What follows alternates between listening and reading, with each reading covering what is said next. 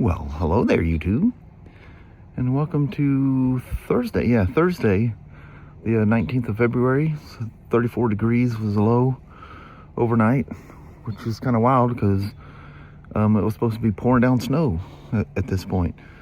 And yeah, we were kind of wondering if we were going to make it to work today. But last night, by the time we got home, all those snow things were gone. And yeah, that's it. Vancouver, same way. No storm must have moved farther north or something. But anyway, it's not even raining at the moment, which it was supposed to be snow. But we're gonna roll out. She's had her little morning snack, and we're gonna roll out. You gonna miss me, Sashi? Huh? Yeah, old girl. All right, let's roll. 39 degrees down here in Vanchulo, and not raining at the moment. No, and it was, God, I understand, it was like springtime. Yeah. Raining, sunshine. Yeah. A little sleet, a little wind, back to sunshine. Crazy. Mama? Yes, I have. We've made it to Thursday. We have. How about that? Me. And should probably get in there and get going. Yeah, I think so. All right. Have yourself a wonderful day. You too. And I'll see you as the day goes on. All right. All right. Love you. See you. Bye. I love you. Bye-bye now. Bye. This one, oddly enough, is exactly like the 22 sitting over there. Same results with the tester. But at some point, somebody replaced, front pads. Either that or they overfilled it. But you'll see the rear pads. The pads are great all the way around here. And you can see the rear. Remember, the cups are backwards. This is the rear cup. This is the front cup. This is rear and VCM. And this is just the front brakes. But that's at the full mark. This is actually above the full mark. What can happen is somebody replaced the pads and didn't. You always got to adjust, because if somebody adjusted the fluid level when the pads were low, you got to be careful with that. When you back them pucks off, you can actually cause these things to, you'll push it past the diaphragm, and it can leak on your bike. So whenever I do pads, I take my little sucker out and I drop the bottles down and put the cap back on it, because as you're backing them, it can also spray up. And put the pads in, and if the fluid's good, you just fill the cup back up with fresh fluid and down the road, and you can see how the cups, which is natural, they collapse. But what's on top of there is water. That's just pure water. And you can see the brake fluid. It's just dirty. And I would imagine this is probably its first flush on this one as well. So that's about 4 years. That's pushing it a little far. But we get her good and flush, VCM, run the pumps and all that kind of good jazz, and there'll be taillights down the road. Well, you need some stuff. We discussed all that yesterday. I've got most of the estimate done. I need to finish that up. But I need to go ahead and get the brakes done on this thing right quick. Get this out of the way. That way, everything else is I can take the bike off. The brakes just need to be done while it's on the rack. I could do it on the ground, but I'm old and round, But that's crazy. Didn't I have like 3 of these things in a row red? I know the 2 for sure. But yeah, it's wow. Popular year, popular color, I reckon. And nothing wrong with that. Here she is. All nice and fresh. Well, I did myself a solid on this one. I got carried away doing the VCM, and I hear a little, well, that's not good. Sucked the tank dry. So I had to run the pumps again, get it all cleared out. Now it's got a nice, really nice solid pedal. She just hits with authority. She's nice. She's really nice. Put the brake switch spring on there, so it'll retract back and not leave the brake light on. So anyway, Gotta do some estimates for the ACS pump. I would say he needs a belt in there. He's got some rocks in there, and they just tend to, the belt will deteriorate over time. He needs to get one of those rock guards that sticks onto the bottom of the swing arm. I think it's Baja Rons that sell it. I imagine other people do by now, unless he's got a patent on it. I don't know. You have 10 Spyders going down a chip sealed road, and every one of them will have rocks in the belt except for the ones that have that belt guard on there. And it just, I don't know, it baffles the mind that doesn't come on them standard. You made it so the Canyon doesn't get rocks in there. Right, you're talking a completely different swing arm. Everything's different. So, yeah. Just a little thing. Although they want a fortune for a little piece of folded over Kydex. But, whatever. He invented it, and it works very well. I would say it's well worth the price. But anyway, we'll get the estimate done, turn the paperwork in on this, and that'll be that. For this one, until repairs get done, I need to make myself a note to, well, I'll know as soon as you put the ACS pump and it doesn't work. But if something happens and this thing gets done when I'm not here, somebody's going to freak out when they're going to be taking this thing back apart, wondering why the ACS pump's not working. They're not going to think to look at the computer. But I hate the thing just sitting here leaking out. If you take it for a test ride, it'll, with it on, it will leak out, and during the ride, it's just the ACS doing its job, letting air out when it's too high, adding air when it's too low. Well, when only one half of that's working, then the result is she just gets lower and lower. But you can see she's still sitting. She's got the same stance as she did yesterday when I put the air in it. Hasn't sunk overnight, or of course she got just the bike's weight on it. But anyway, let me get that done. And yeah, cool stuff. So I contacted Harley. I said, when can I talk about this? I haven't heard an email yet. It might be one of those things they don't want it discussed until the event, so I don't know.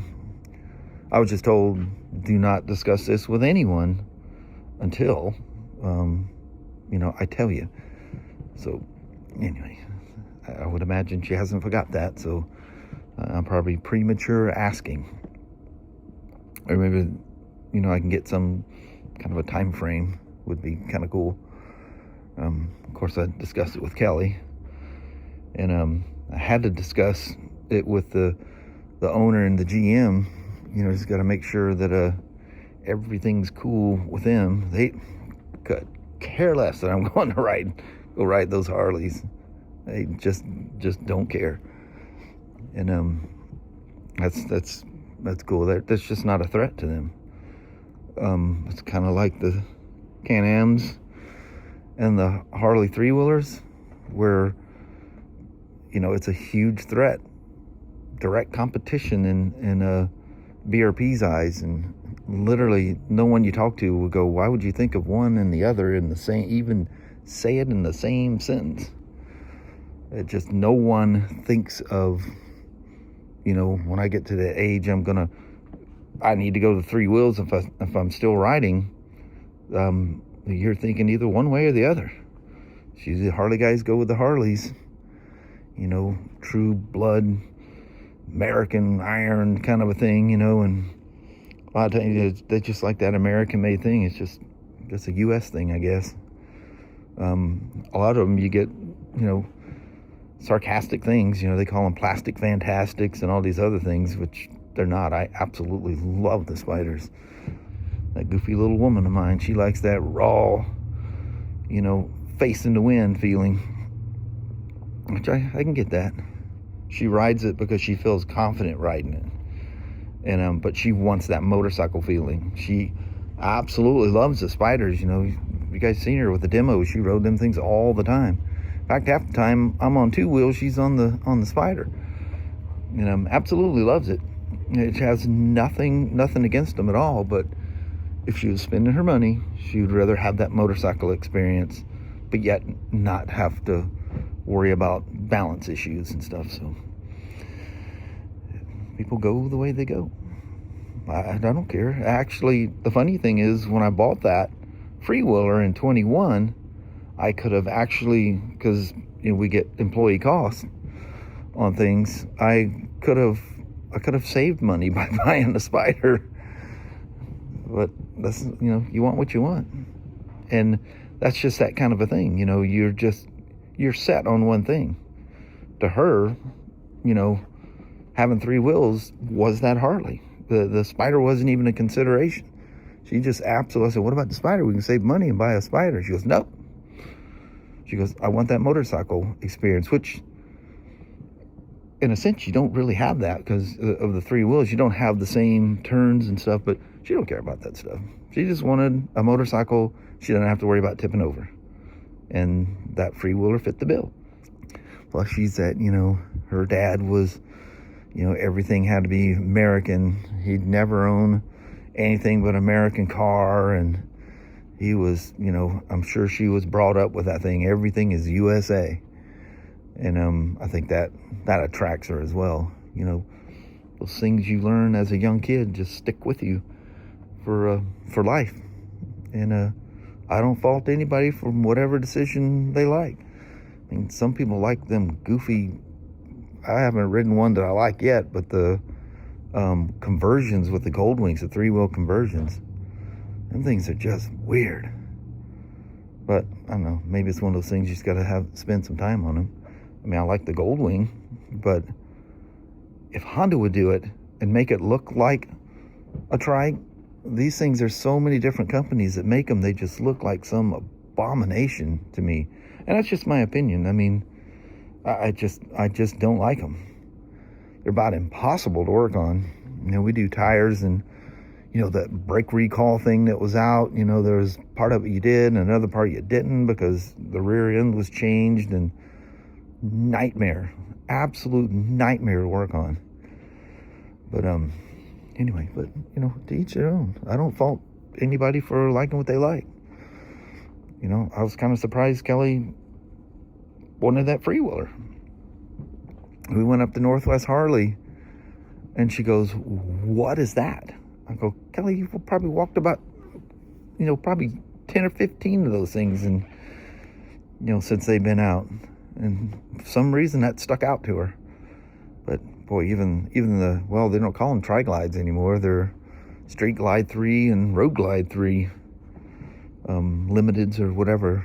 It looks like they're phasing that Tri-Glide name out of there. But whatever. I don't know if they are or not. I'm just thinking about the 26 new model release stuff that the video came out on. Maybe the other ones still exist, as how they have that early release like in August or wherever that is, the carryover models, bold new colors and stuff like that. But, basically the same bike as last year. All the manufacturers do it. I mean, basically, there's been some substantial updates, with the dash and all that stuff on these, but it's still that 2020 RT at the core. That would be considered a carryover model, not an all-new model, with the fancy TFT CarPlay, Apple CarPlay thing and all that stuff.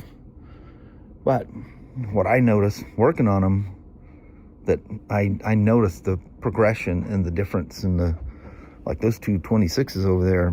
I thought the first one I rode was a fluke. Then the second one, I'm like, yeah, the suspension, and I haven't seen it. Well, of course, I haven't seen any of the what's new for 26. There's that brief thing, like sales guy stuff, but like technical stuff. I want to know the deep, dark secrets. But both of them shifted like smoother than any 1330 I've ever shifted. They still got the bang when you can't help that. That is just a function of a motorcycle.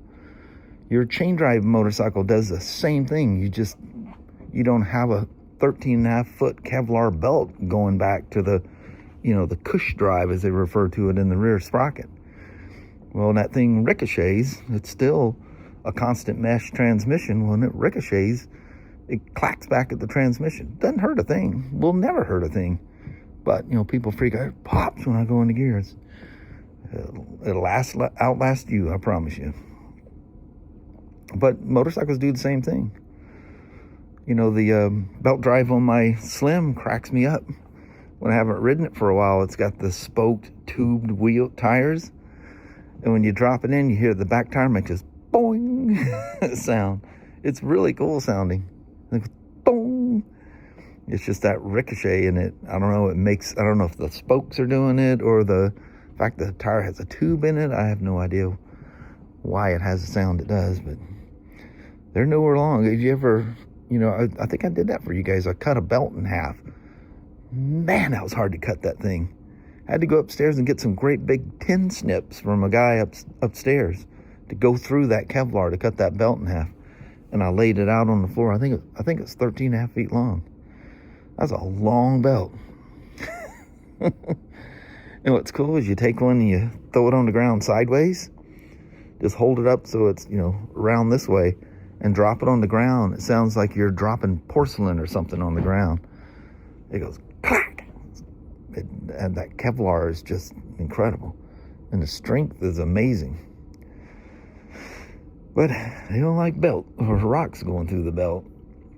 And what happens is they're fine for a while, and then they'll start to deteriorate.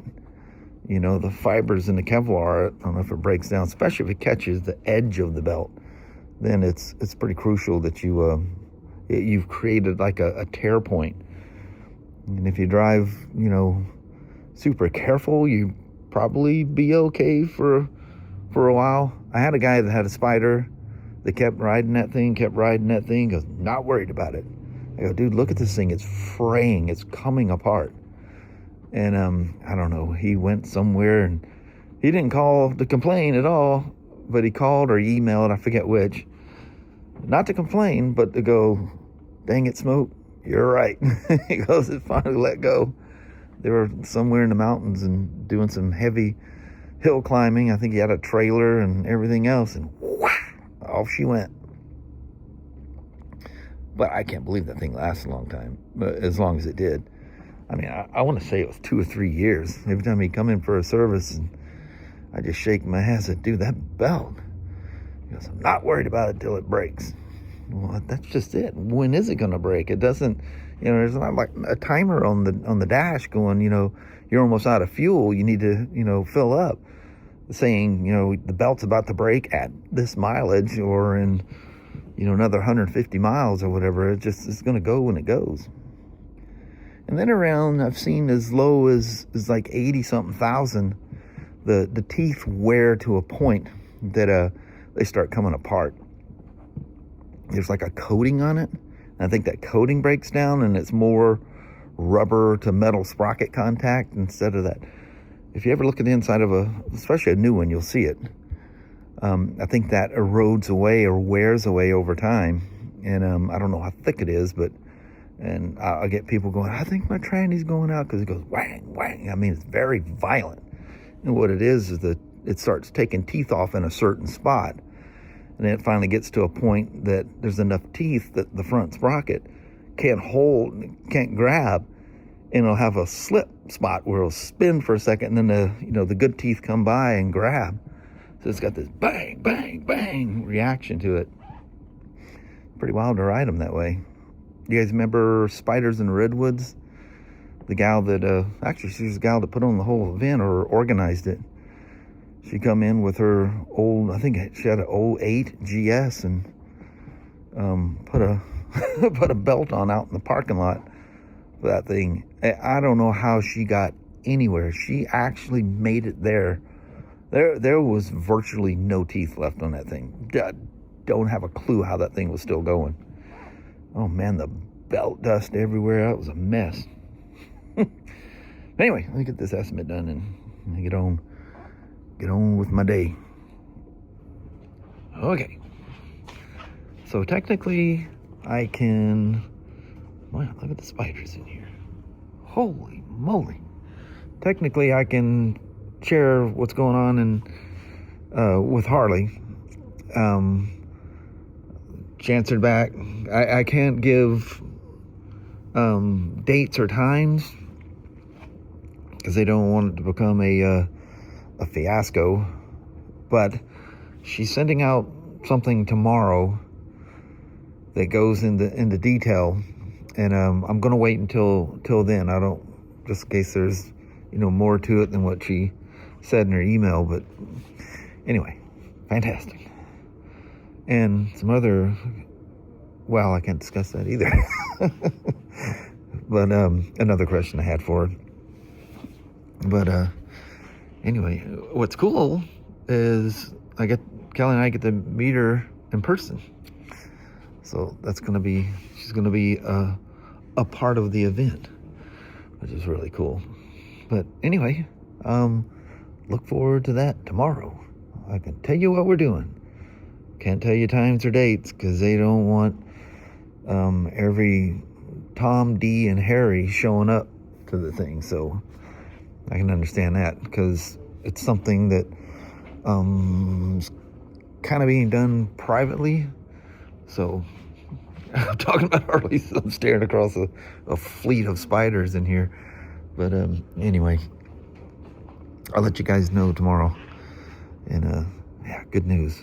And there's a little side note thing there that was really good news too. One I kind of already figured, but there was something else that Kelly and I were stressing out about. So anyway, not that it was a big deal, but we had to do things different depending on what that answer was. Okay. So I'll go print out my estimate on this thing and have Kelly check parts or the availability of everything and give it to the service advisor, and they'll contact the customer. All right. Hot dang. Man, I'm just excited as a kid at Christmas, man. Holy moly. But this is the updated shock and mount.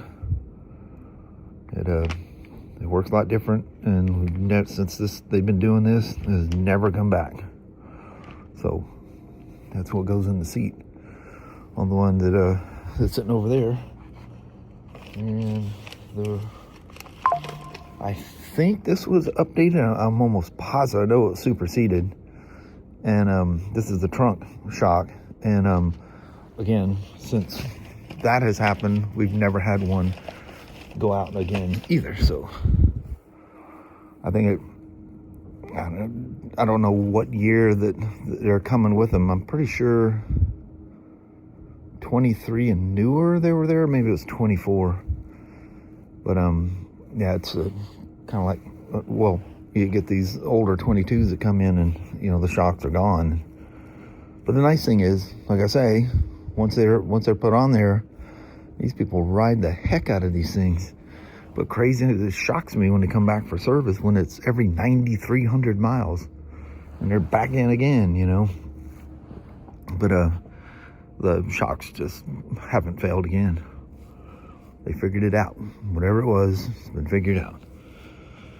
So anyway, at that, it's about time to leave here in a little bit, and we're gonna mosey on home.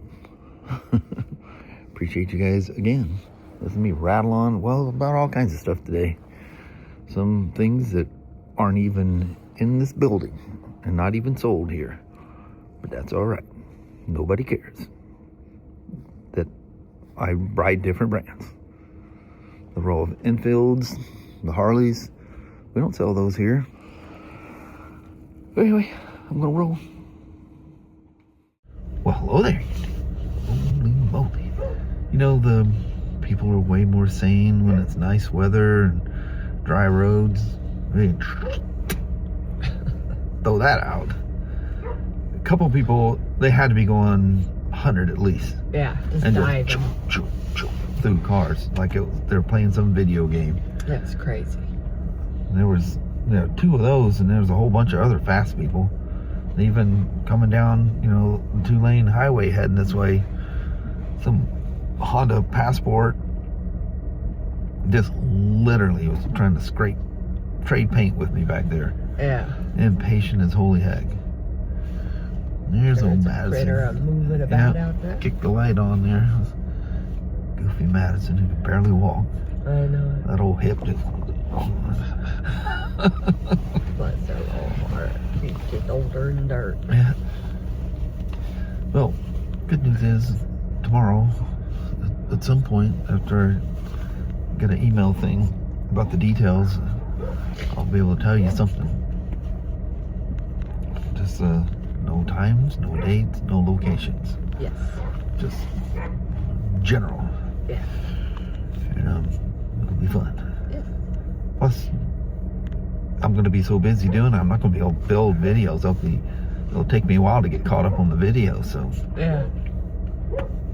it'll be fun. It'll be interesting. Yes, it will. It's just definitely going to be fun, I can tell you that. Yeah.